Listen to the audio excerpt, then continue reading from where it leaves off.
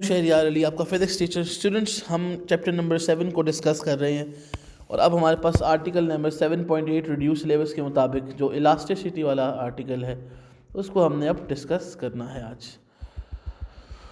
Elasticity की बात हम करेंगे जी। यूजुअली इलास्टिसिटी में एक मिसकंसेप्शन क्रिएट होता है स्टूडेंट्स के माइंड में। फॉर एग्जांपल, हम समझते हैं कि जी रबर बैंड जिसको हम स्ट्रेच करते हैं वो ज़्यादा इलास्टिक है। ऐसा यूजुअली होता नहीं है। रबर बैंड जो है वो ज़्यादा इलास्टिक नहीं होता, उसकी हम रीज़न पढ़ेंगे बाद में। मतलब उसको अगर हम कंपैरिजन करें किसी दूसरे मटेरियल के साथ तो हम देखेंगे कंपैरिजन में उसकी इलास्टिसिटी कम होती है। अब इलास्टिसिटी है क्या, जब आप इसको अंडरस्टैंड कर चुकेंगे तब आपको ये बात समझ आ जाएगी कि मैंने ऐसा क्यों बोला है।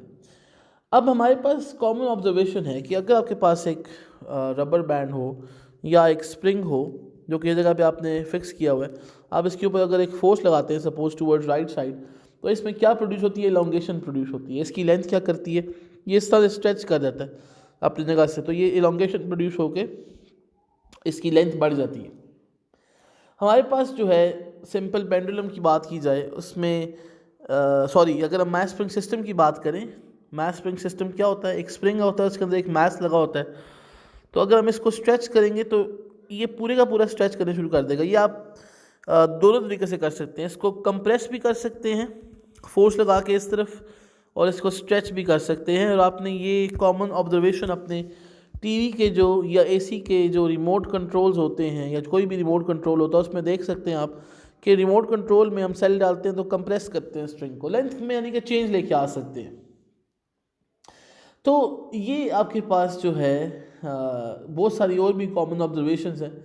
आपको पता है कि हमारे पास असल में हो क्या रहा है, जब हमने स्प्रिंग को फोर्स लगाई है ना तब इसमें इलोंगेशन प्रोड्यूस हुई है। सिमिलरली अगर आप एक और चीज़ ऑब्जर्व करें, कोई बोर्ड है सपोज करें जो आपने हुक किया हुआ है कहीं पे, कार्डबोर्ड वुडन बोर्ड है। अब इसके ऊपर चीज़ें रखते जाएं, फॉर एग्जांपल इसके ऊपर बुक्स रखते जाएं, तो ये कुछ देर के बाद अगर एक लिमिट ज़्यादा आप लगाएंगे ना इसके ऊपर वेट, तो ये इस तरफ नीचे वाली पोजीशन पे आ चुका होगा। ये जो मैं रेड कलर का शो करे तो चले, इस पोजीशन पे आ चुका होगा as compare to the top position, यानी कि बेंड हो जाता है डाउनवर्ड, नीचे की तरफ मूव कर जाता है। सिमिलरली अगर आप जो है वो ट्विस्टिंग की बात करें, ट्विस्टिंग किसे कहते हैं, अगर आपके पास मटेरियल है और आपने उसको ट्विस्ट करना हो तो आप उसको भी फोर्स लगा रहे होते हैं।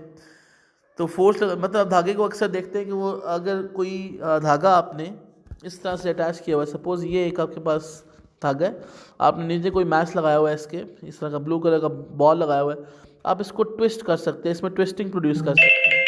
तो इस ट्विस्टिंग की वजह से जो हम बात कर रहे हैं इसमें फोर्स की वजह से हो रही है। तो कहने का मतलब है कि जो हम कर रहे हैं इस केस में फोर्स लगाने की वजह से स्ट्रेचिंग प्रोड्यूस कर सकते हैं, ट्विस्टिंग प्रोड्यूस कर सकते हैं, और फोर्स लगाने से चीज़ें बेंड भी हो सकती हैं। हमने सारी चीज़ें देख ली। अब हमारे पास ये जो फोर्स लग रही है ये इसकी रीज़न बन गई।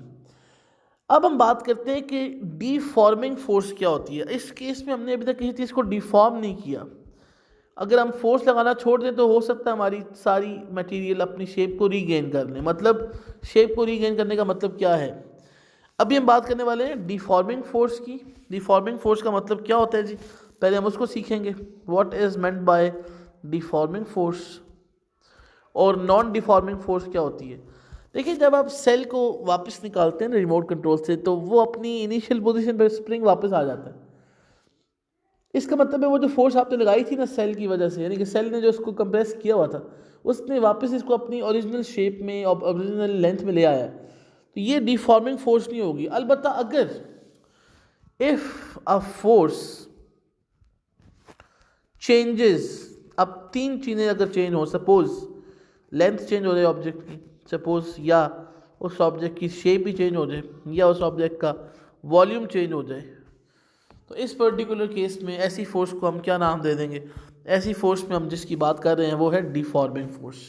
डिफॉर्मिंग फोर्स की वजह से नंबर 1 क्या हो सकता है, लेंथ में चेंज आ सकता है, नंबर 2 शेप में चेंज आ सकता है, नंबर 3 वॉल्यूम में। अब लेंथ में परमानेंट शेप की, हम परमानेंट चेंज की बात कर रहे हैं। मतलब आपने पिकासो का पेन देखा है, उस पर स्प्रिंग लगा होता है, ठीक है। आप उस पर ज़रा फोर्स लगा के ना उसको स्ट्रेच करें ऐसे और परमानेंट डिफॉर्म कर दें इसको, तो ऐसी फोर्स जो परमानेंट डिफॉर्मेशन प्रोड्यूस करेगी उसे डिफॉर्मेशन या डिफॉर्मिंग फोर्स कहेंगे। यूजुअली हमारे ऑब्जेक्ट्स अगर हम एक लिमिट में रह के फोर्स लगाते हैं तो वो ओरिजिनल साइज और ओरिजिनल शेप में वापस आ जाते हैं। तुम्हारे पास यहाँ पे डिफॉर्मिंग फोर्स दो तरह की होती है, एक होती है परमानेंट और एक होती है टेम्परेरी। अब हमने जो बात करनी है वो है टेम्परेरी डिफॉर्मिंग फोर्स की। मतलब ये है कि फोर्स लगने से लाजमी नहीं है कि लेंथ हमेशा परमानेंट चेंज हो तो उसी फोर्स को डिफॉर्मिंग फोर्स बोलेंगे, या परमानेंट वॉल्यूम में चेंज आए या परमानेंट शेप में चेंज आए तभी हम उस फोर्स को डिफॉर्मिंग बोलेंगे। नहीं, ऐसा नहीं है। अगर परमानेंटली लेंथ चेंज हो जाए या वॉल्यूम चेंज हो जाए या शेप चेंज हो जाए तो ऐसी फोर्स को परमानेंट डिफॉर्मिंग फोर्स बोलते हैं। अगर टेम्परेरी चेंज आ रहा है, फॉर एग्जांपल आप रबर बैंड को स्ट्रेच करते हैं, सपोज ये रबर बैंड आपके पास, आपने इसको स्ट्रेच करके ना इस तरह से इलोंगेट कर दिया एक साइड से ऐसे। अब आपने क्या किया, फोर्स लगा के इसको स्ट्रेच कर दिया। आपके पास ये कॉमन ऑब्जर्वेशन है, फोर्स आपने छोड़ दी लगाना, ये वापस अपनी इस शेप में आ जाएगा। तो ऐसी फोर्स को टेम्परेरी डिफॉर्मिंग फोर्स बोलेंगे। बहरहाल अब उसने बुक में जो वर्ड यूज़ किया हुआ है ना, वो सिर्फ डिफॉर्मिंग फोर्स का यूज़ किया हुआ है। और हम डिफॉर्मिंग फोर्स जब डिस्कस कर रहे हैं, अब हम विद इन द लिमिट्स में रह के कह रहे हैं, यानी कि हम ये बात कर रहे हैं कि हम ऐसे केसेस को ज़्यादातर डिस्कस करेंगे जिसमें डिफॉर्मिंग फोर्स को अगर रिमूव कर दिया जाए तो ऑब्जेक्ट अपने ओरिजिनल साइज पे या ओरिजिनल शेप पे वापस आ जाएगा। हम ऐसी फोर्सेस को डिस्कस करने वाले हैं।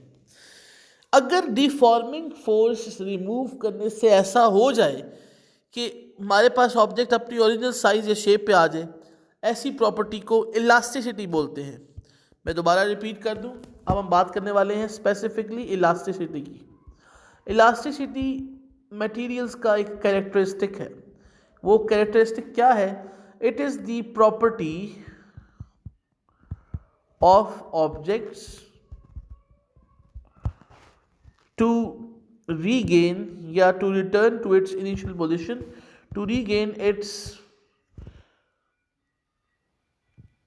original size and shape after the deforming force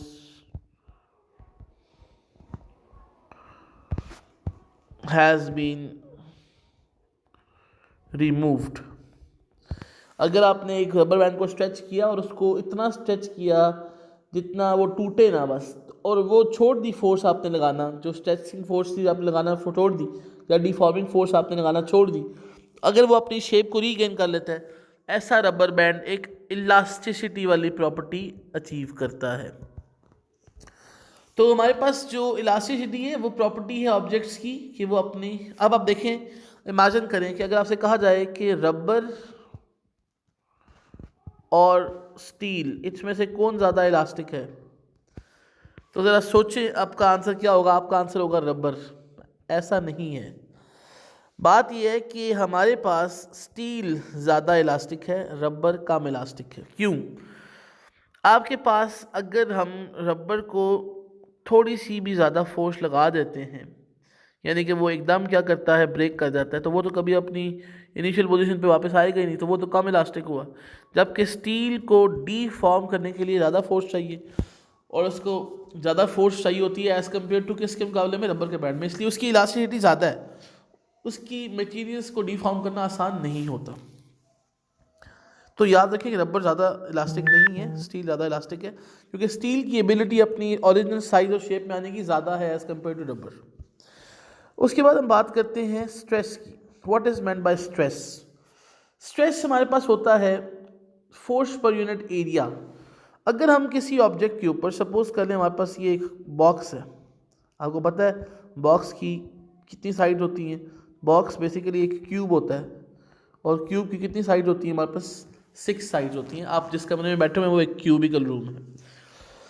अब इसकी मैंने एक साइड उठाई, सपोज यहाँ पे ये वाली फ्रंट साइड उठा ली, मैंने कलर कर दिया रेड कलर की, ठीक है जी। अब इसके ऊपर मैं जितनी फोर्स लगाऊंगा ना, तो ये रेड कलर का क्या बन रहा है, आपको नज़र आ रहा है, ये स्क्वायर बन रहा है, ठीक हो गया, इसकी जो फ्रंट साइड है। यानी कि इसका एरिया क्या होगा फिर? लेंथ मल्टीप्लाइड बाय विड्थ, ये का एरिया हो जाएगा। और जितनी फोर्स इसके ऊपर लगेगी, सपोज मैं फोर्स लगाता हूँ अगर इसके ऊपर, इस फोर्स पर यूनिट एरिया को हम स्ट्रेस बोलेंगे। तो स्ट्रेस क्या है बेसिकली? फोर्स पर यूनिट एरिया, कि आप जितनी फोर्स लगा रहे हैं किसी एक एरिया पे उसको हम स्ट्रेस बोलते हैं। और यूनिट एरिया का मतलब अब प्रॉपर्ली हम डिफाइन करें तो force acting on an object पर यूनिट एरिया। किसी भी फोर्स की अगर हम बात करें, जितनी फोर्स लग रही होती है एक ऑब्जेक्ट के ऊपर उसके यूनिट एरिया पे ना। यूनिट एरिया का मतलब क्या होता है? 1 मीटर स्क्वायर एरिया। यूजुअली हम जनरली बात जब करते हैं तो 1 मीटर से ही करते हैं, यानी कि हम जनरली जब बातें करते हैं अपनी चीज़ों की तो 1 से स्टार्ट करते हैं। यानी कि हम बात करते हैं ना 1 न्यूटन फोर्स को डिफाइन करो, 1 जाउल ऑफ वर्क को डिफाइन करो, तो ये 1 न्यूटन इंटू मीटर क्या होता है? तो ये सारी चीज़ें हमारी यूनिटी के साथ एफिलिएटेड हैं। अब इसका एस आई यूनिट क्या होता है जी? हमारे पास S I unit of stress is, चूँकि फोर्स पर यूनिट एरिया है तो फोर्स का यूनिट न्यूटन, एरिया का unit metre into metre, metre square, very well known, इसमें कोई मसला नहीं होना चाहिए आप लोगों को। तो न्यूटन मीटर स्क्वायर, न्यूटन पर metre square is the unit of क्या? Unit of stress. तो याद रखें ये स्ट्रेस का हमने ऐसा यूनिट क्या कर लिया है? फाइंड कर लिया है, न्यूटन पर मीटर स्क्वायर। अब ये हमने क्या बात की है? हम किसी ऑब्जेक्ट के ऊपर जब फोर्स लगाएंगे ना, उस ऑब्जेक्ट के ऊपर जो फोर्स लगेगी हमारे पास पर यूनिट एरिया, उसको हम स्ट्रेस बोलेंगे। अब हो सकता है कि हमारे स्ट्रेस लगने की वजह से, यानी कि अब असल में आप फोर्स ही लगा रहे हैं ना, स्ट्रेस का नज़र क्या आ रहा है? Stress is directly proportional to force.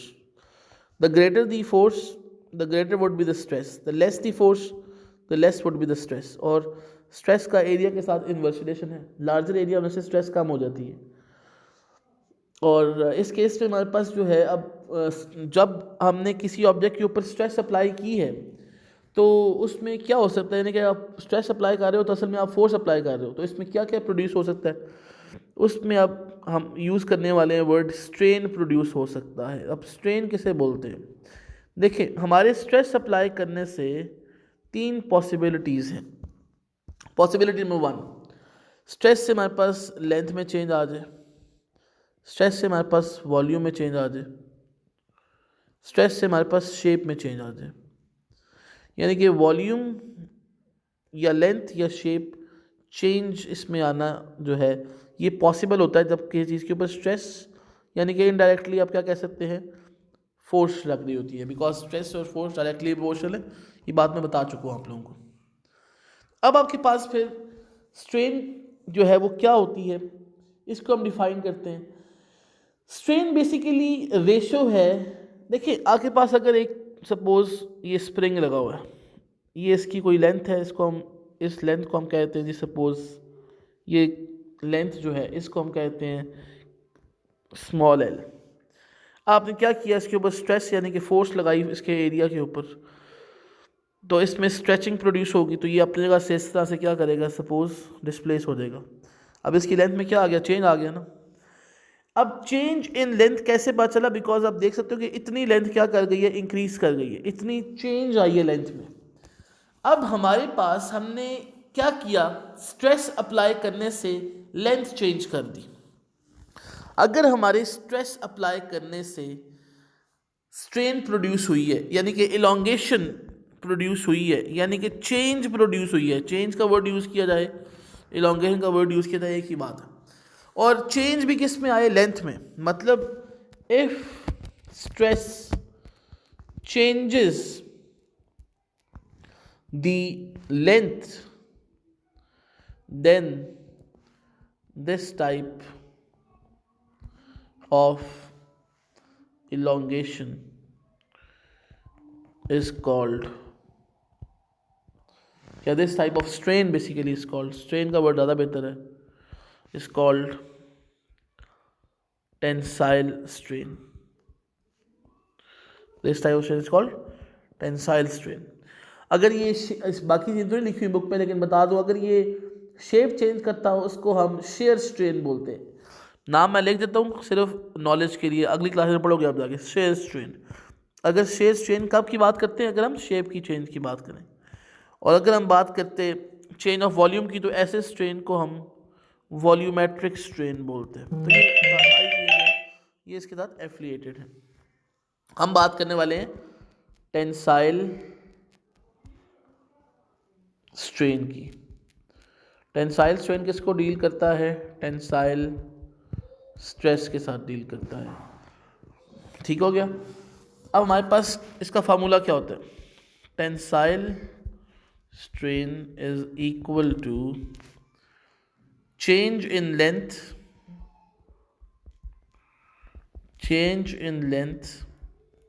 divided by original length। मतलब जितनी लेंथ पहले थी मटेरियल की उसको मेजर करें, जितनी लेंथ में चेंज आया है उसको मेजर करें और इन दोनों की रेशो फाइंड कर लें। मतलब change in length divide by original length, यानी कि tensile strain is equal to, change का मतलब होता है delta L divided by L. This is called strain. Strain हमारे पास इस तरह से कैलकुलेट की जा सकती है, जो हमें बेसिकली इलोंगेशन के बारे में इंफॉर्मेशन दे रहा होता है कि कितनी इलोंगेशन प्रोड्यूस हुई है। अब इसके यूनिट्स क्या होंगे फिर? It has no units. नज़र आ रहा है कि इसके यूनिट्स नहीं होने चाहिए। कैसे? यूनिट्स आप लिख भी दें, चेंज ऑफ लेंथ के यूनिट्स भी मीटर होंगे, लेंथ के यूनिट्स भी मीटर होंगे, ratio between two same units आ गया तो मीटर और मीटर कैंसिल आउट, तो इसके कोई यूनिट्स नहीं होते। It is a unitless quantity. तो स्ट्रेन एक ऐसी क्वांटिटी है इसके कोई यूनिट्स नहीं होते। तो याद रखें कि हमारे पास यहाँ पे जो स्ट्रेन है वो यूनिटलेस क्वांटिटी है।